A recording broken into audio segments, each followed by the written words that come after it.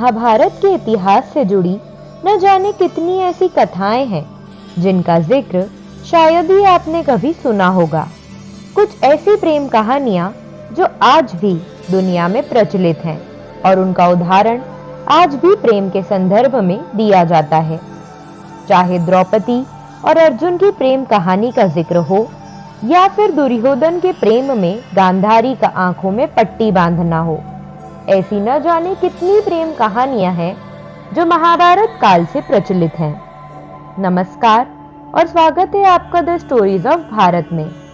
ऐसी ही एक प्रेम कहानी है पांडवों में से सबसे शक्तिशाली भीम और राक्षसी हिडिंबा की। आइए आज की इस वीडियो में हम आपको बताएंगे महाभारत काल से जुड़ी इस अजब प्रेम कहानी के बारे में। तो जानने के लिए वीडियो को आखिर तक जरूर देखें।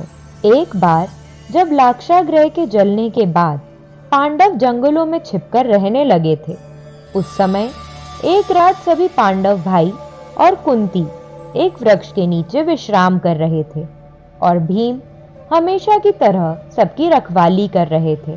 दरअसल उस समय उनके लिए सबसे बड़ा खतरा राक्षस हिडिंबा था, जो पांडवों पर हमला करने के लिए एक वृक्ष में छिपकर बैठा था।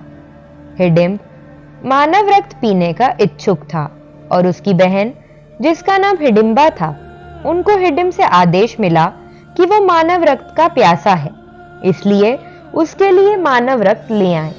अपने भाई हिडिंबा की बात सुनकर राक्षसी हिडिंबा पांडवों को मारकर उनका रक्त लेने आई।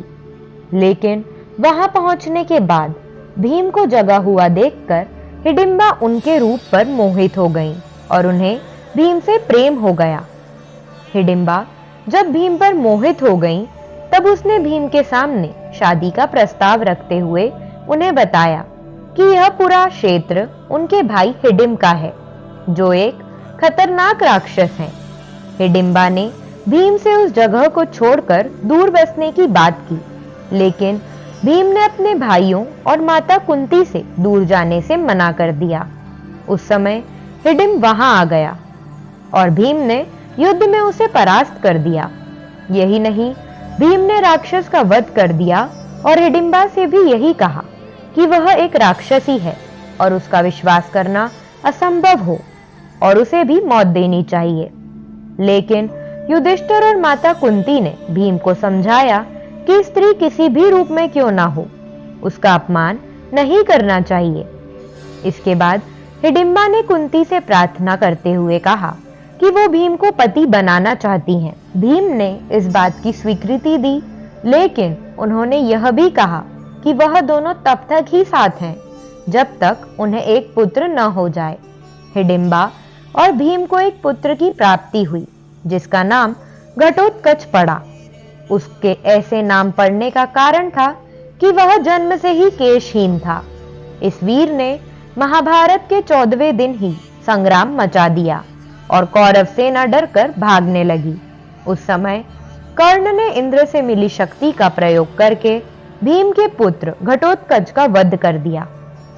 वास्तव में भले ही भीम और हिडिंबा का विवाह वैदिक मंत्रों के साथ नहीं हुआ हो, लेकिन उनकी प्रेम कहानी आज भी प्रचलित है।